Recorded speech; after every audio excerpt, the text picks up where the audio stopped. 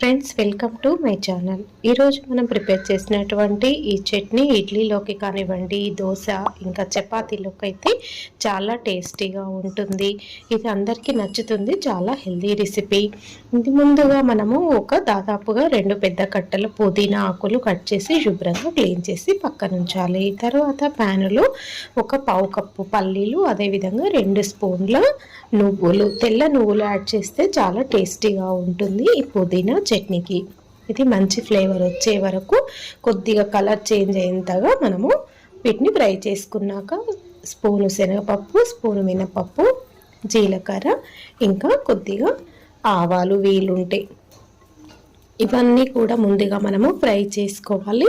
కొద్దిగా ఈ ఫ్రై అయిన తర్వాత ఇందులో టేస్ట్ బట్టి పుదీనా ఆకులను బట్టి పచ్చిమిరపకాయలు మనము ఫ్రై చేసుకోవాలి. వాటిని సపరేట్ చేసి మరలా మనం పచ్చిమిర్చిని సపరేట్గా మనం ఫ్రై చేసుకున్నాక 1 కప్పు టొమాటో స్లైసెస్ కూడా ఇందులో యాడ్ చేసి పూర్తిగా ఉడకరించాలి.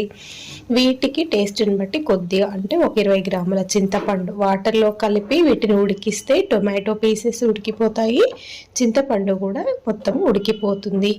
ఇలా చేస్తే చాలా టేస్టీగా ఉంటుంది పుదీనా పచ్చడి.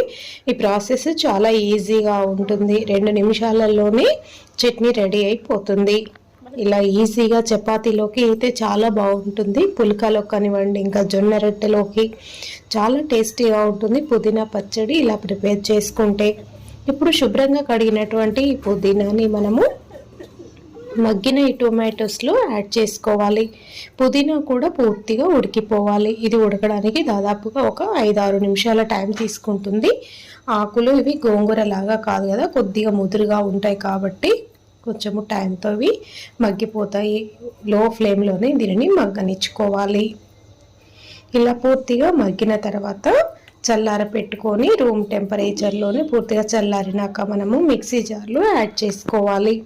ముందుగా మనం ఫ్రై చేసినటువంటి పల్లీలు, నువ్వులు వాటితో పాటే ఈ పుదీనా కూడా మనం యాడ్ చేసుకోవచ్చు. ఒకేసారి అయినా పర్వాలేదు, ముందుగా పల్లీలు మిక్స్ చేసినా పర్వాలేదు.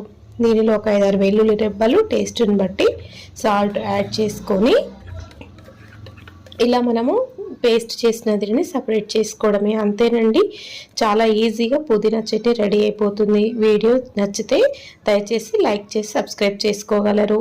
ఇప్పుడు మనం ప్రిపేర్ చేసినటువంటి ఈ పుదీనా పచ్చడికి ఎండుమిరపకాయలు, శనగపప్పు, మినపప్పు, జీలకర్ర, ఆవాలు, వెల్లుల్లి రెబ్బలు 4-5 కొద్దిగా ఇంగువ యాడ్ చేసి పోపు చేయడమే.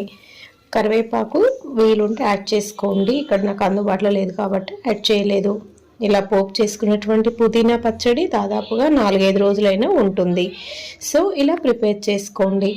ఎంతో టేస్టీగా ఉండేటువంటి ఈ పుదీనా పచ్చడి ప్రతి ఒక్కరికి నచ్చి తీరాల్సిందే. ఇలా మీరు ఈజీగా ఎక్కువ శ్రమ లేకుండా ఒకేసారి మనము మిక్సీ చేసుకొని యాడ్ చేసుకోవచ్చు. ఫ్రెండ్స్, ఈ వీడియో నచ్చితే please do like, share, subscribe. మరలా నెక్స్ట్ రెసిపీలో కలుసుకుందాము. Thank you friends for watching our video.